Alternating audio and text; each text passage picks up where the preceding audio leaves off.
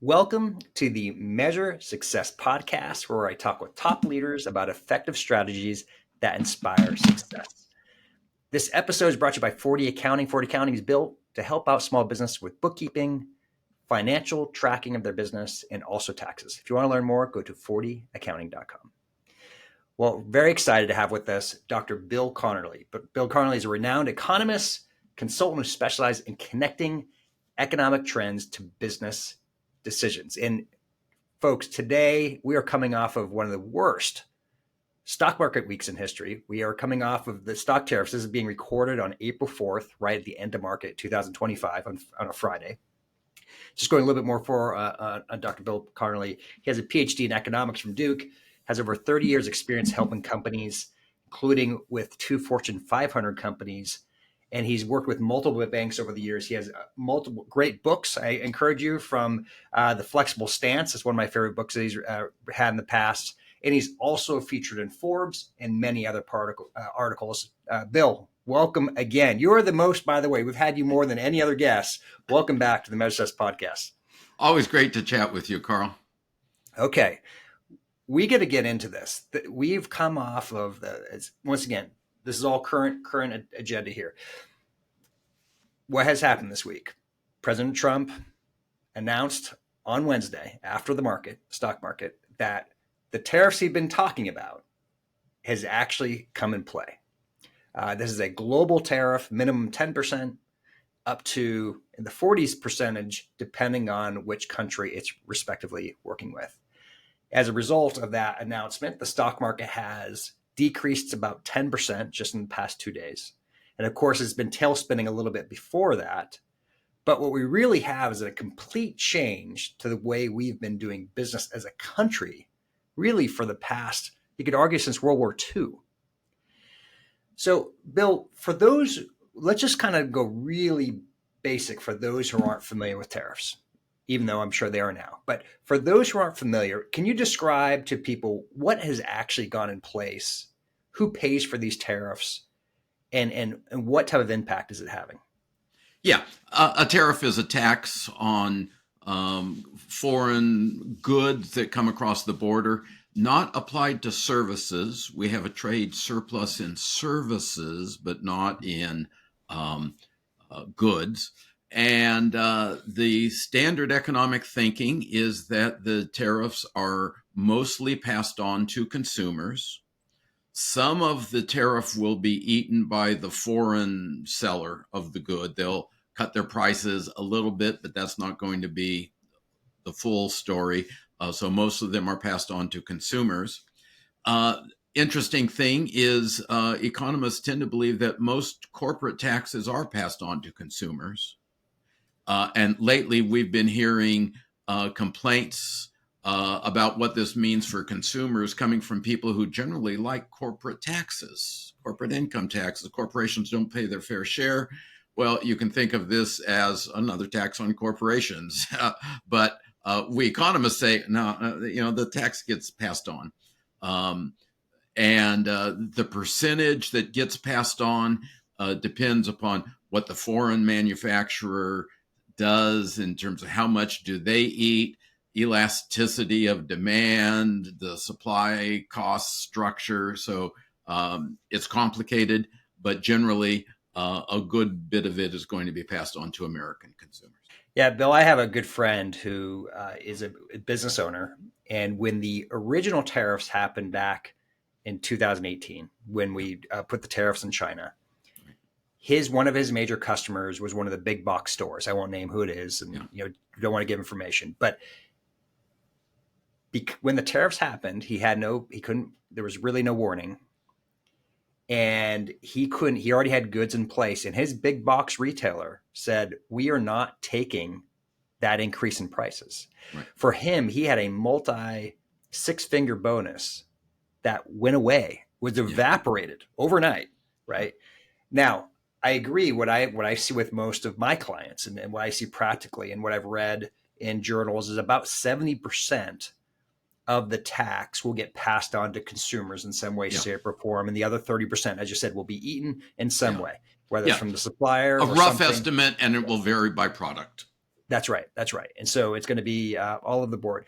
So, but nevertheless, this is a significant change. So what happens now? I mean, we see the stock Yeah. market impact. What does this really mean? Why is the stock market reacting so decline so much? And what does this really mean for the consumer? What does this really mean for business? Yep. And before I answer that, can we step back a second? Please. Because a lot of people have had a very sharp gut level reaction.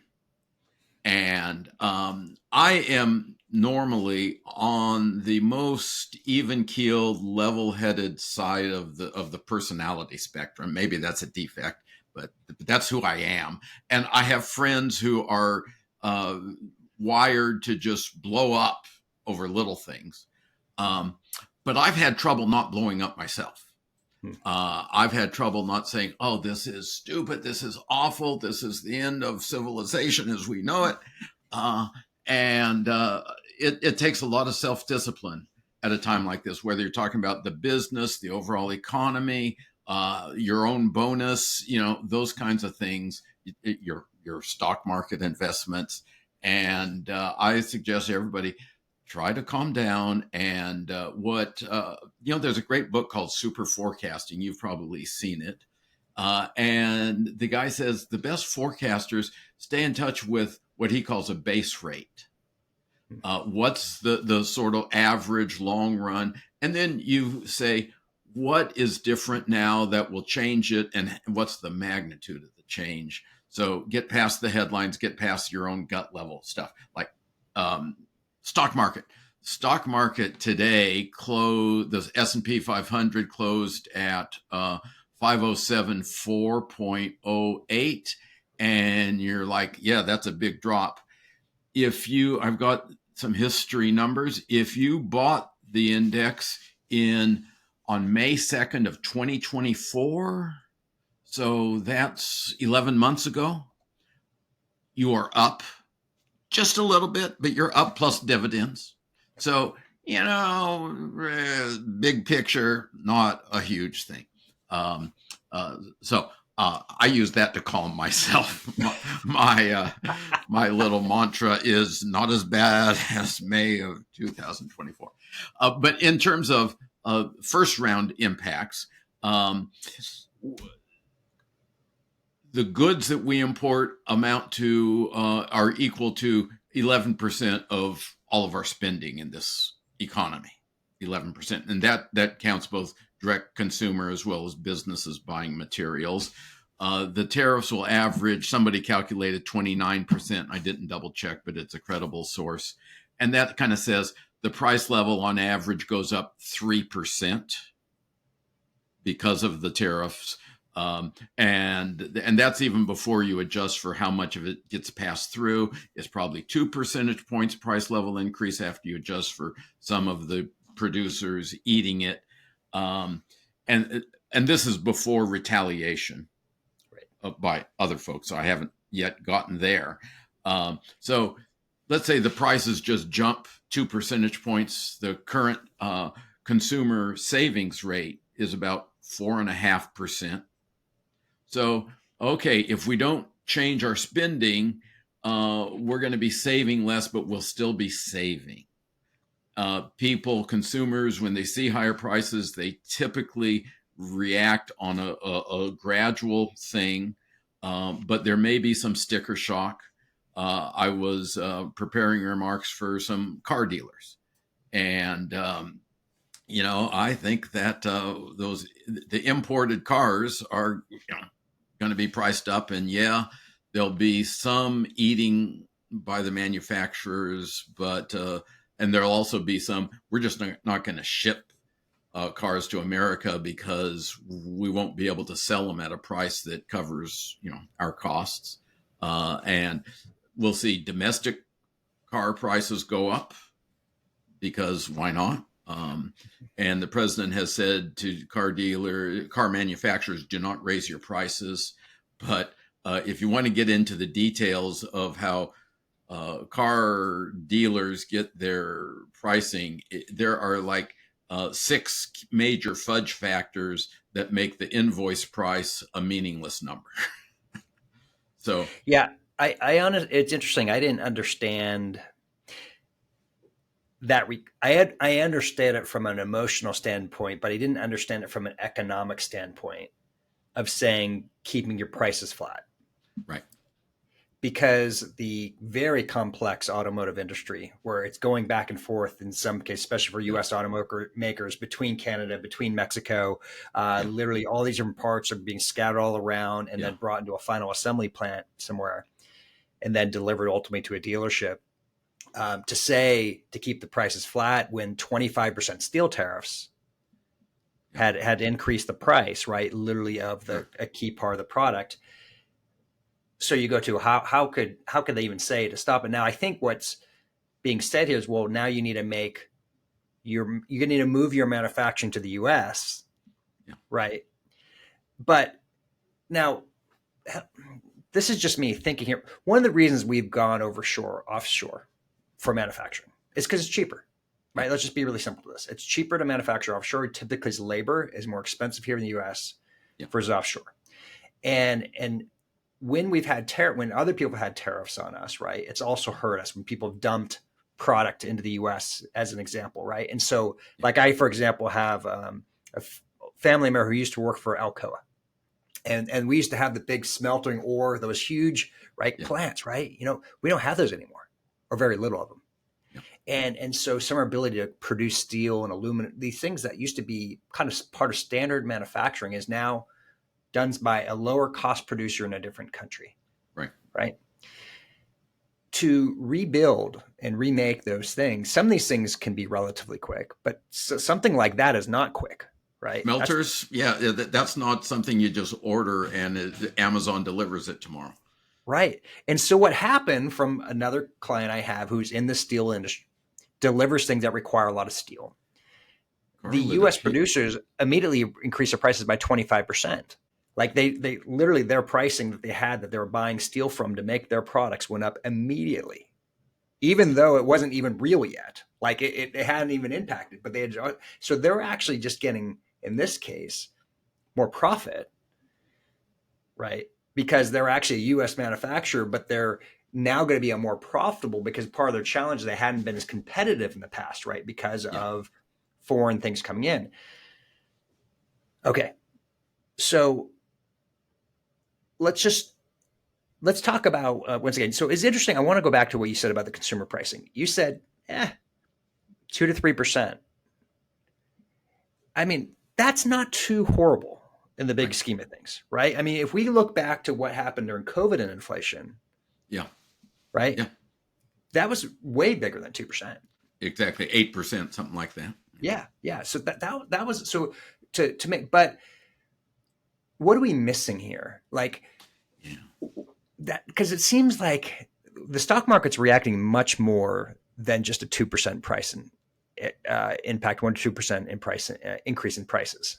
Yeah. Well, the stock market had been soaring in the fall, and I would put in my monthly newsletter a chart on the stock market some months, and I'm like, why is that going up? It's going up so much. And I was happy as a person with some stock market investments, but I couldn't help saying, oh, gee, does this make sense?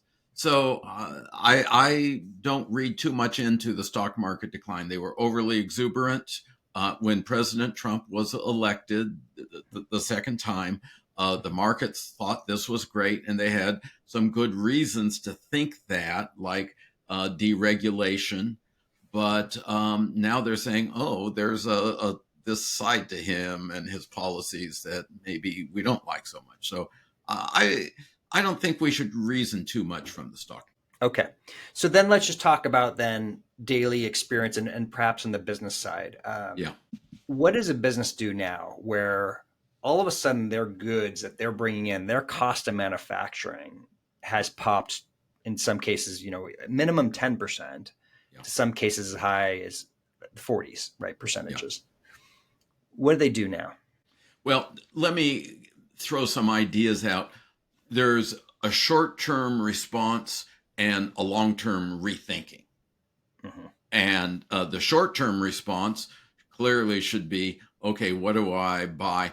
And a lot of companies are buying things and they don't know they're imported, or maybe they kind of know, but they're buying from an American distributor. Where does that come from?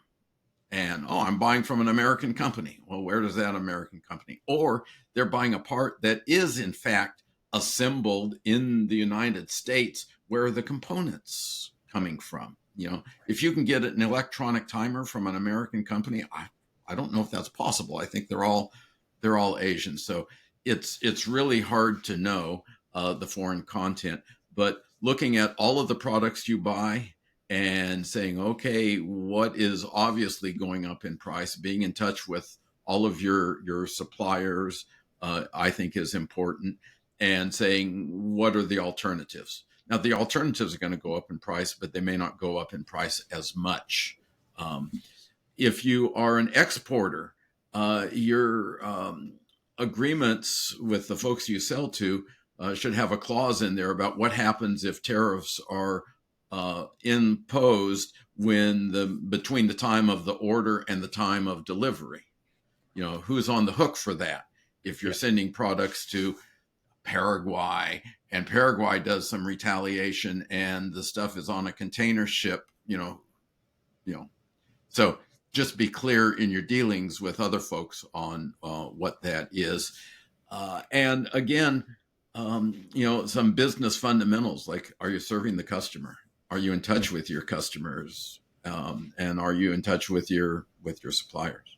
So there's some unintended consequences that are going on that I don't think we know what the full ramifications are going to be. Yeah. And I think there's also going to be a lot of winners and losers, right? Probably more losers than winners, frankly. Right. Right. In this chain. I'm just going to give one example because I thought it was super interesting. I was talking with a banker locally who was up in Canada skiing, and he's used to our friendly Canadians that we work with. And he was having a conversation with one Canadian, and it wasn't the most pleasant conversation. And then the person behind him, he said, was about to tear his head off. He was steaming. He could feel him like steaming behind him. And so he actually pulled aside and had a coffee with him just to have a conversation. Because this is not you and I as citizens, right? This is a government thing going on. But there's an unintended consequence that I've heard, that Canadians are throwing U.S. goods off the shelves. Yeah. Right. And they don't even want to buy American right now because they're so upset. Yeah. So there's a risk here, right? That demand for some products like Kentucky bourbon has been hit hard by some of the European tariffs, counter tariffs that happened in the first wave of tariffs that have taken place this year. Yeah. How do you deal with that, right? When all of a sudden you have a partner who no longer is going to buy from you, right? Because they're mad at you, like literally an emotional response against what's taking place. And part of this has to do with, of course, being called the 51st state, which is part of this anger, which has been upset against, which is understandable from a Canadian, right? To be upset about these comments. What do we do in these cases? Like, my concern here is I think there are unintended consequences that are going to impact things bigger than we even know. Yeah, I agree with that. And I think the irritation of our neighbors is a relatively small unintended consequence. There were a few years ago, we got ticked off at the French, and we wouldn't call our potatoes French fries, freedom fries. What's the big deal? I wouldn't mind the Kentucky bourbon folks offering discounts because I'm now paying a tariff on my scotch. So, it's like, but here's a big thing. And although the car industry is not a huge part of the economy, it illustrates something. You've read the stories about, here's a piston and it's made in one country and it's shipped for installation in an engine in another country. And then it goes back and forth. And the same part starts out as raw materials, and then it's machined and it goes around. We have built, thanks to the original NAFTA and then the renegotiated MCAS treaty, we have built a very highly integrated supply system for autos. And that sort of thing occurs in other sectors as well. And now, I mean, even if President Trump changed his tariff attitude overnight, everybody's still going to wonder, should I invest in a factory that's dependent on free trade within this area or low tariffs? Should, and I think that is the biggest unintended consequence, just the uncertainty. And if you're a corporate executive in a manufacturing situation and you're saying, gee, here's some machinery that's going to cut my labor costs, but I don't know what my market's going to be like. I don't know what my competitors are going to be up to. I get nervous that will lead to a wait and see attitude, and enough wait and see is we wait until we're in recession. Now, I have done my own research, academic research on the effect of uncertainty on capital spending. The best I could come up with was very small impact, and other folks have not found a big impact. But then again, we have not had uncertainty of this magnitude a while. And so anyway, that's one of the things that I worry about. And I think every business leader should be saying, as we think about the organization of our supply chains and delivery chains over the next 5 to 10 years, what's going to go on in the world of international trade? And the short answer is, I don't know, but that should be a major part of, I think, every corporate strategy discussion. Yeah, it's okay. I appreciate the insight. A big part of the U.S. it's been talked about for years is we're a consumer economy now, not a manufacturing economy, right? I think what is it, roughly 70% of the economy is consumer based in some way, shape, or form. So we have this consumer based economy. The University of Michigan Consumer Sentiment Index has come out to be some of its lowest levels in since 22, I think it is. You can of course quote the exact amounts to Bill. And there's been other indicators in terms of demand has been waning. The Atlanta Fed has said we are at a reasonable chance of having a 0.5% negative GDP in Q1. I haven't seen the projections yet in Q2, but I didn't know. I believe it's JP Morgan Chase said they're seeing a 60% chance now of a recession. Those are big changes compared to what people were feeling optimism, at least in the business world back in January, right? Where once again, feeling deregulation, reduced taxes, and let's go.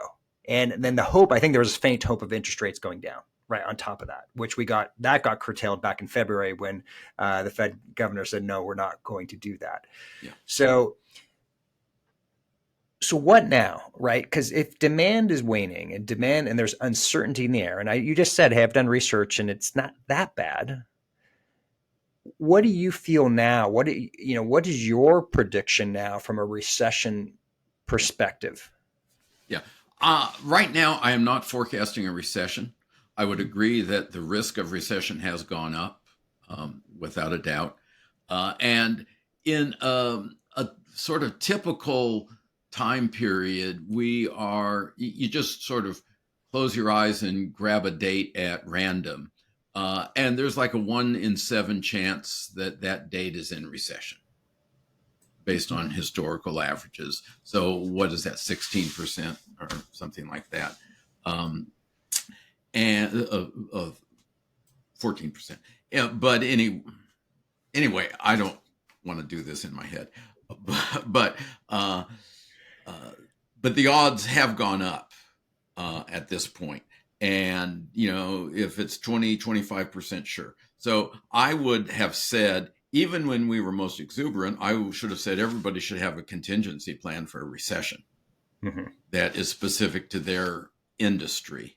And if you have some curiosity about how to do that, there's this book that talks about that. I've got it back here as well. I got the flexible stance, exactly. So let's talk about that just for a moment, because I'm when we had the COVID recession, right, and the ultimate temporary stock market decline and retract, it came right back up like almost so quickly. Well, why did it go up? I just happened to be in March of 2020. I was Hill Day, where we're actually going to do Yeah. lobbyists, right? So I was on Hill Day in March 2020, representing one of the groups here in Oregon, Oregon Manufacturing Extension Partnership, and literally met with Senator Merkley. And he said, and this is when the period when people were like kind of questioning whether you should shake hands or not. This is Yeah. like, you got to go back in context here. And he said, and they told us it was very interesting. He said, I just finished meeting with Vice President Pence at the time, and we are getting ready to do a stimulus and to do COVID type related Right. stimulus actions because we see something about to happen. Well, we had no idea what they did way beyond that. Oh, From yes. massive injections in the business side, there were PPP loans. That was a really critical, like 2 PPP loans, and then there was the credit, right? The employee credit as well, the ERC part. There were 3 different parts that went directly to companies that Yeah. helped them get through this. Right. I don't anticipate this time there being any bailout. I don't see this in this current administration. At least I could be wrong, but Yeah. I don't see that happening. So this is where, once again, I go back to, I think there's going to be winners or losers. There's going to be people who don't have enough cash in their bank account to withstand a 3-month drag of indecision by their Right. clients, right, and making through. So let's go to your book, The Flexible Stance, and just how do we apply some of these principles today to get through the turmoil that at least I expect to see. I think we are seeing already, and this may continue on for a period of time. Yeah. I would begin by being specific in your sort of analysis. So if you're, say, a healthcare organization, you're maybe don't expect this to affect sales. Mm-hmm. They don't call it sales, but whatever revenue Patient intake that they get, right? And probably not on the labor costs. So the immigration is a separate issue, right. But they're probably using a fair amount of imported materials, whether that's the paper products, cleaning supplies, But I'm guessing that that's a small fraction. So if you're in healthcare, you sort of run some numbers and you say, okay, we need to anticipate a little bit of an increase in our, supplies thing. If you're a car manufacturer, it's a completely different, calculation. So every business should be thinking, should roll through the exercise. What do I do? Is there a chance that, and you could just be a simple guy making, hydraulic components, little gaskets. I once spoke to the trade association for people who make gaskets for hydraulic assemblies, and I'm like, okay, it's a domestically made product, but it depends upon the whole tractor or the whole, machine press being, purchased. And I think every business person needs to go through and say, hey, just what is the connection that I have to the most sensitive parts of the economy? And most folks know, like healthcare is at the extreme of insensitivity to economic fluctuations. Consumer discretionary, particularly big ticket items, cars, boats, RVs are high discretionary, high ticket prices. Those are the sorts of things that will be most sensitive if consumers say, "Oh, I'm stretched." Yeah, I think I appreciate you breaking that out, because there are, once again, in different parts of the economy when things happen. I mean, it was like going back to COVID. Sounds terrible, but hospitals were highly profitable, Yeah. right? During that period of time, a combination of actual, unfortunately, real events that went through from patient intake, but also through stimulus money, right? That was being flowed through to like help them get through to pay for the care of patients that were going through. You touched on something there, which is another just outlying factor of all of this. We're doing protectionism, if you may, right now with tariffs, right? Yeah. Yeah. And at the same time, we're closing down our borders, right? There's less immigration been coming in since the change of the administration. That's a significant issue because we are also not having as many babies as we used to, Yeah. right? I think also, if I heard correctly, and forgive me if this number is slightly off, but if my understanding is this year in 2025 is going to be the peak amount of retirees, meaning peak amount of people hitting Yeah. 65, potential retirees Right. going out of the system from a working perspective as well. Yeah.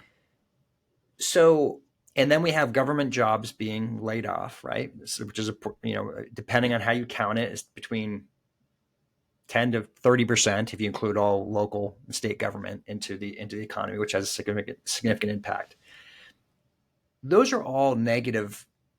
They're like kind of negative impacts, right? Like there's no real stimulus going in. We now just put in tariffs, which is negative, Yeah. right? From that perspective, yes, it helps out taxes, but we're paying too much anyways compared to the expenditures that we have from the social part of the government part. What I'm struggling with is,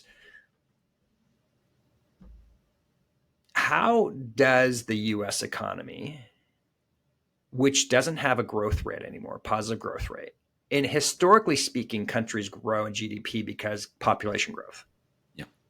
right? So we have no population growth.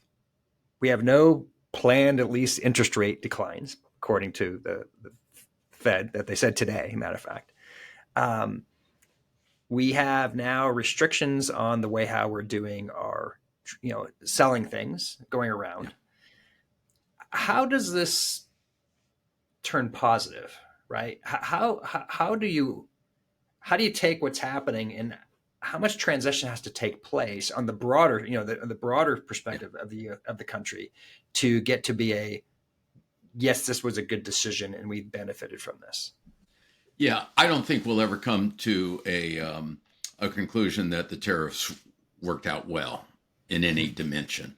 Economists have been, ranting against tariffs since Adam Smith. Grab another book here on my shelf, 1776. But I think that the economy grew by about 2.5%, inflation adjusted last year, with much less population growth. So that is on a per capita basis, 1.5%. It's not huge. We've grown faster, but 1.5% will double the standard of living in 40 years or something like that. So I think my grandchildren are going to live pretty well, and better than I'm doing pretty well now, but better than when I was growing up. So I'm not too concerned about that.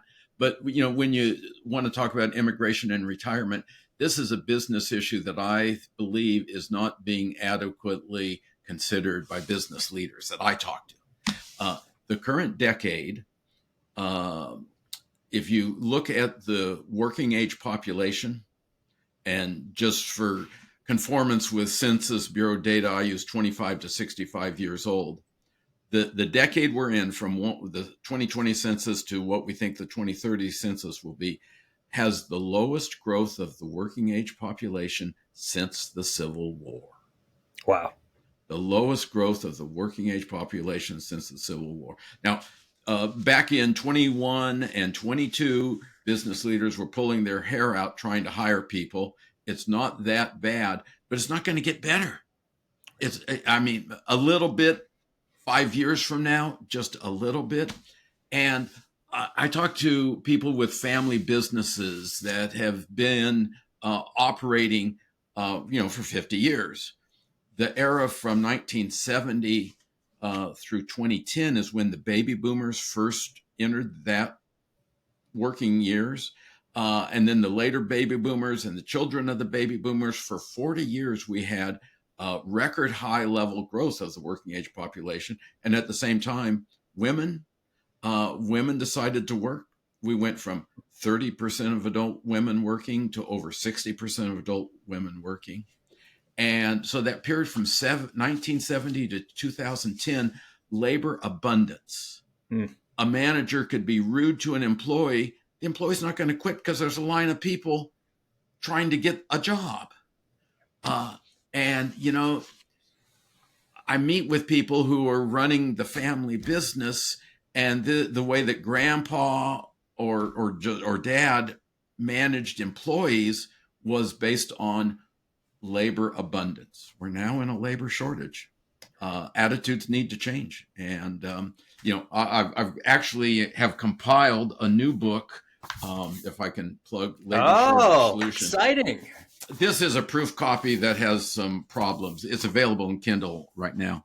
But one And of the, shortage, but those who are listening, shortage solutions. Is that what that said there? labor shortage solutions. Labor shortage solutions. Thank you. Yeah. And to do the quick summary of action steps, focus first on labor productivity and not whipping people harder, but provide them better tools, better training, better management, labor productivity, and then better labor retention. Cheaper to keep a person than to get a new one. And then finally, you need to have a labor recruitment strategy and not just post something when you have a vacancy, but think ahead of time, how are we going to do our recruiting and onboarding? So that's too much, but I think that business leaders should be thinking, yeah, we're in a demographic era of labor shortage, and cutting back on immigration is going to be particularly difficult for those industries that use a lot of low-skilled labor. Yes. What's interesting, Bill, it's interesting, my generation, and so once again, for those wondering, I'm 51 years old. Okay. So, but my generation is the smaller generation between the two that we're in between. Right. But what we're seeing and experiencing is we are busy as can be because there is a wicked shortage of people with experience that are still highly motivated to work a lot because they need to. They're still trying to provide for their retirement, provide for their families or college. Yes, exactly. And what's interesting is, like, from my own personal experience, I've been doing everything I wanted to not to continue to be a CPA anymore. And what I saw was a massive shortage in CPAs where people were continuously asking me, will you help me again? Because my CPA is not serving anymore. And literally, I read recently that only 1% of accounting firms are adequately staffed. True. Right. So that's why we start out with 40 Accounting as a sponsor here. This is not the purpose of this to express a point of, I went back into a market that is not an exciting market, but it's because there's such high demand for quality work at this, right? I'm literally just trying to serve a starving crowd. And what we're finding is people are flocking to us because we actually serve our client, because people are so busy who are, if you may, our competition. I'll view it as competition, but our competition is so busy serving their existing clients. As a matter of fact, firing clients and raising their prices because they can't. I was fired by my accountant 2 years ago. There you go. And see, this is a common problem, right? That's happening. But this is just one industry that we're talking about. Getting serviced by a doctor, the wait, right, to get services by a doctor is because so many retiring baby boomers, right, have left the marketplace, and there's fewer people going in because the loans and the cost and the return on investment used to get being a doctor. Yeah. So how do I see this? This is where I see as the positive for those who can see it. You can do really well when there's a shortage in a market. It's just simply supply. It's economics, right, Bill? It is basic supply and demand. When there are more people demanding your service than there are available, it's a great place to be. Yeah. And, a few minutes ago, we were on a pessimistic tone about, the future of the economy. How does the economy grow? We have a lot of people who drag their rear end out of bed every morning and go to work. That's pretty cool. And some of them are clever and trying to find better ways to do things. My doctor, last time I saw him, he was recording the conversation, and he had an AI system that he said saves him about 10 minutes per patient on the patient record. And it's like people are saying, oh, where is the labor shortage the most critical? And is there a way we can help with that?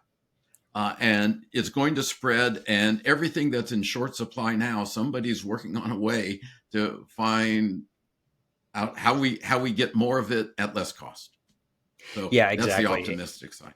Yeah, and it's interesting, Bill, because I gave this gloomy thing of a moment of how it is, but I get excited about change. Yeah, And I'm one of those weird people who doesn't like status quo, because when it's status quo, then everybody's equal, yeah, right? But good. when there's turmoil, right, there's opportunity. Yeah, Because the hardest thing I hate to see is when I see companies not making decisions and stalling. yeah, So what do we do for those businesses that, what measures do you have for them when they're waiting and seeing, right? I keep on hearing that. yeah, We're waiting to see how the tariffs are going to impact before we make any decisions. yeah, Well, what do you what impact does it have when people wait and see? yeah, yeah. I was working in a large corporation that did a restructuring, reshuffling, and the people at the like senior vice president level where I was uh, were mostly uncertain about what their authority was. Hey, can I do this? Or, and their bosses, the people one level up, were so busy that the sort of senior managers were unable to get to the executive suite to find out whether they had the authority. Some people sat back and did nothing, waiting until they had authorization, and others said, well, I'll make the best decision I can. And those people ended up running the place a few years later because so I would say seize the day. um, do some study. You don't want you need to find a balance between the paralysis of analysis and just study it and wait. But you have to do some study, not just go with your gut, but take your best guess, get in the ballpark of correct. 90% accurate, that's fine, and then start acting. And part of that action should be with a focus on where are my competitors going? What are they doing? And if they're slow, I want to be fast. If they're fast, maybe I'll wait a little bit and see how that works out for them. But watch your competitors. And I don't know if I can say it often enough, be in touch with your customers. Mm-hmm, mm-hmm. Oh, I totally agree with the customer part. It's amazing how many times the winners are those who have the deep level relationships, right, Yeah, with their customers, right? Because they're always your best customer is your existing yeah, customer. And it's amazing how many times we get so excited about the customer we don't have, we forget about the customer that we do have, right? yeah, In the process. Example of when you got fired by your CPAs, right? yeah, right, yes. The opposite part. So, okay, so let's. I want to. I'm curious. I want to hear your response to this, and this is a little outside of this whole discussion of the tariffs and what's happening there. But I think it's a really interesting change of where we're heading to a little bit, which is there's another big thing that's out there, and we've talked about several times in the past, which is AI. Yeah, right. I think you're familiar with Gary Vaynerchuk, right?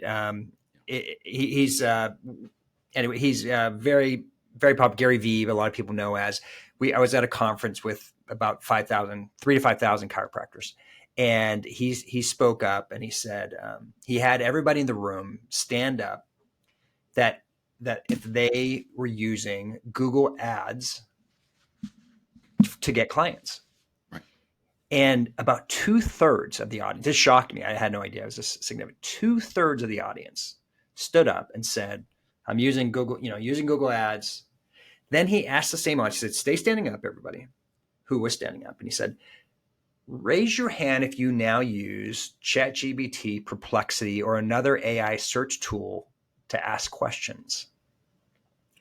About a third of the audience stood up. And then he went back and he said, okay, to everybody here is in the room, you need to look around at those people who raise their hands, including yourself, because what worked yesterday is not necessarily going to work tomorrow. Yeah. That was really profound to me, right? Because like here, once again, Google Ads has been one of the most critical survival tools, the easy button, if you may, to get new Right. clients. I pay a certain amount of ads, I get a return on ad spend, ROAS. That's like one of the most critical KPIs that a business looks at. And now we're saying, uh-oh,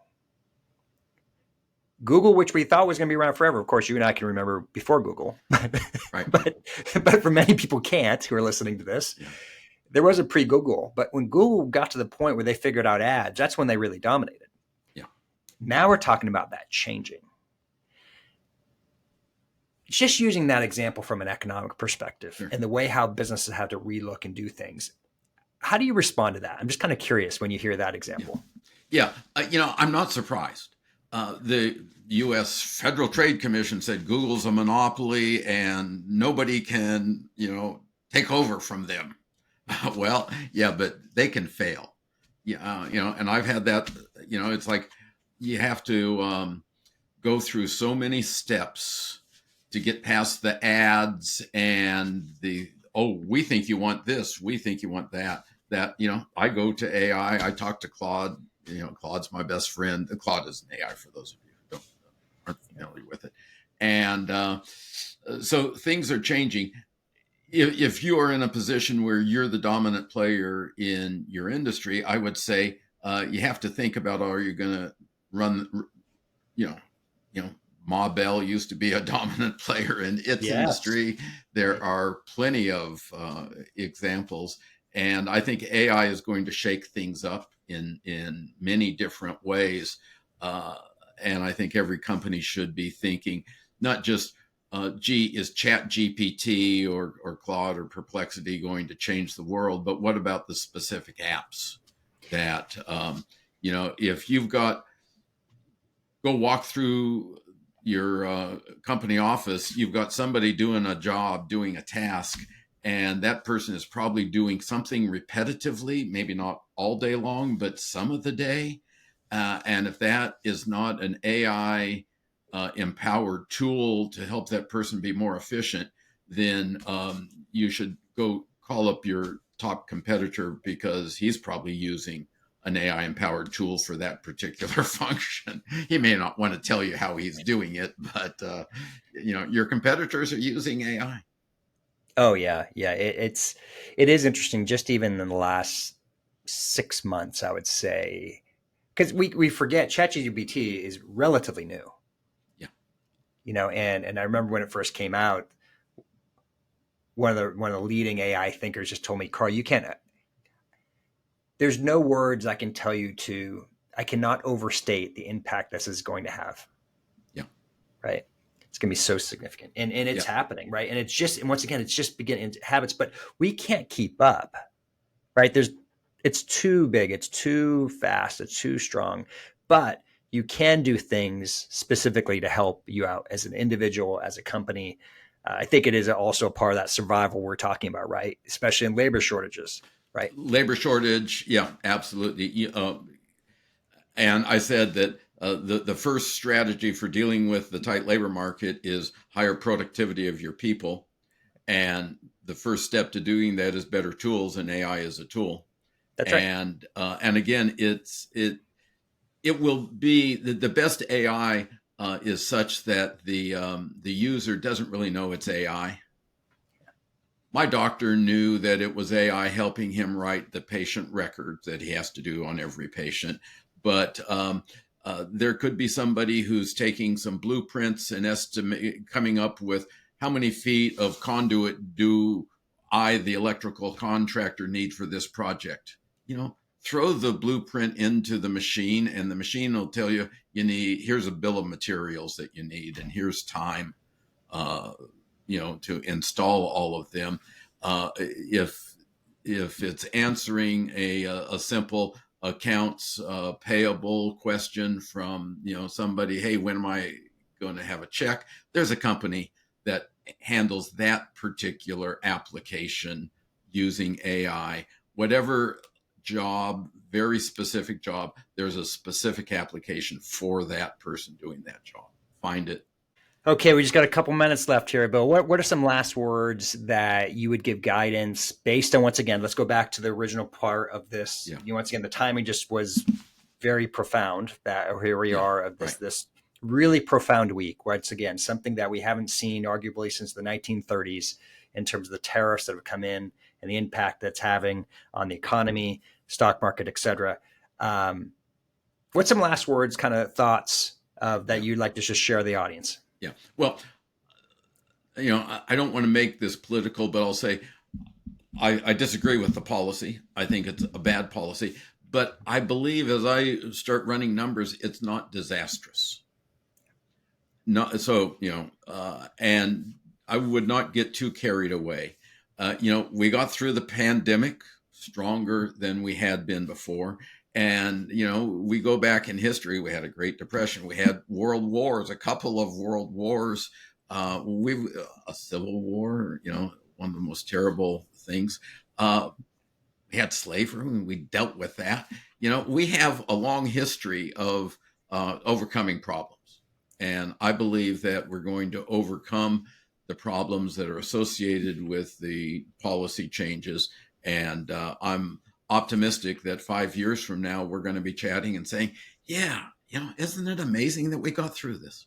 I love that. That is a great parting words, Bill, to share with our audience that anytime there's a big obstacle is the way to look is how do we get over it, right? How do we get around it? And how do we get better in the long run, right? And those who just say, woe is me, is once again, regardless of how much, just like you said here, you just said it out, like it is economically not a wise decision, right? What you were saying, right? To do what's happening. But it still doesn't mean we can't get stronger through, getting through it. And I think that's I really appreciate your words behind that. It helps me out. That's got part of the reason is like we were a little bit doom and gloom there in the middle, like, right, yeah. How are we going to get out of this?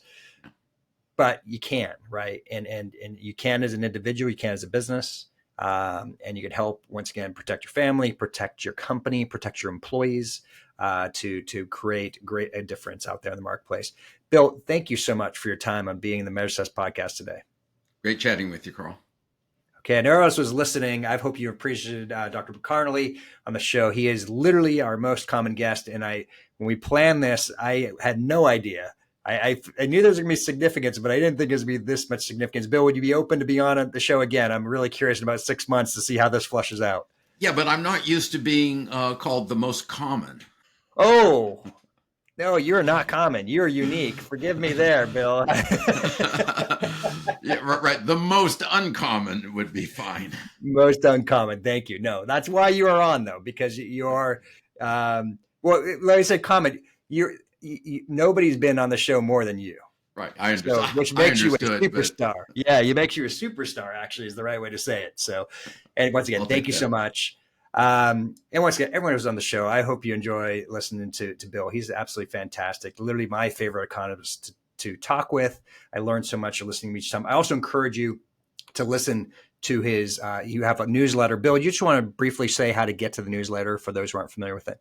Yeah, the easiest way is to do Google or Perplexity or some search for Bill Conerly, and you don't even have to spell it right, Bill Conerly. That takes you to my website, which is conerlyconsulting.com, and there's a newsletter, and it goes out to my 4,000 closest friends at no charge. Be happy to have you be one of my friends.